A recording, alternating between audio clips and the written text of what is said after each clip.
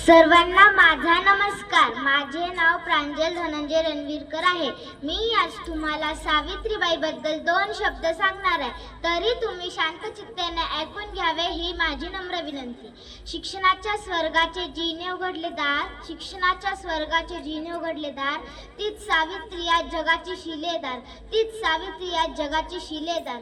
सन्माननीय व्यासपीठ, वंदनीय गुरुजन वर्ग व येथे उपस्थित माझ्या बंधू भगिनींनो, आज 3 जानेवारी आपण क्रांतीज्योती सावित्रीबाई फुले यांची जयंती मोठ्या उत्साहाने साजरी करीत आहोत. मी सर्वप्रथम स्त्रियांच्या शिक्षणासाठी आपले आयुष्य समर्पित करणाऱ्या या थोर क्रांतीज्योती सावित्रीबाई फुले यांना वंदन करते.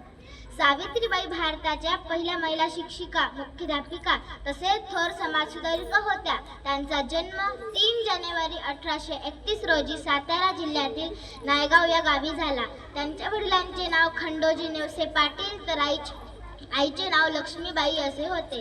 सावित्रीबाईंचा विवाह वयाच्या अवघ्या 9व्या वर्षी थोर समाजसुधारक महात्मा ज्योतिबा फुले यांच्याशी झाला. विवाहानंतर महात्मा ज्योतिबा फुलेंनी सावित्रीबाईंना लिहायला वाचायला शिकवले.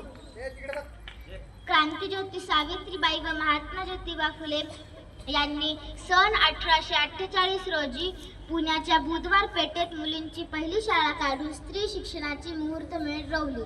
त्या शाळेच्या पहिल्या महिला शिक्षिका म्हणून सावित्रीबाईंना मान मिळाला. क्रांतीज्योती सावित्रीबाई फुले ज्ञानदानाचे कार्य करण्यास जात असताना अनेक लोक त्रास देत. ते दगड, चिखल, शेण इत्यादी सावित्रीबाईंच्या अंगावर टाकत. पण सावित्रीबाई फार जिद्दी होत्या, त्यामुळे डगमगल्या नाही. त्यांनी अपमानाकडे पाठ फिरवली व आपले पवित्र कार्य सुरू ठेवले. त्यांनी समाजातील अनेक वाईट रूढी, परंपरा व चालीरीती यांना विरोध केला. बालविवाह, सतीप्रथा व केशवपण अशा क्रूर प्रथा नष्ट करण्याचा सावित्रीबाईंनी प्रयत्न केला. त्यांनी स्त्रियांना साक्षर व्हा, निर्भर व्हा असा मोलाचा संदेश दिला.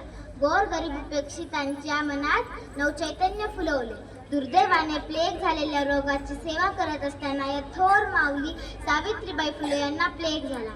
10 मार्च 1997 रोजी सावित्रीबाईंनी जगाचा शेवटचा निरोप घेतला.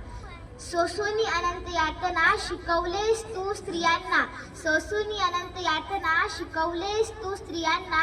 धन्य धन्य होतो आम्ही थोरवी तुझी गाताना, धन्य धन्य होतो आम्ही थोरवी तुझी गाताना. अशा या आधुनिक सरस्वती ज्ञानज्योती सावित्रीबाई फुले यांना माझे कोटी कोटी प्रणाम. जय हिंद, जय महाराष्ट्र. धन्यवाद.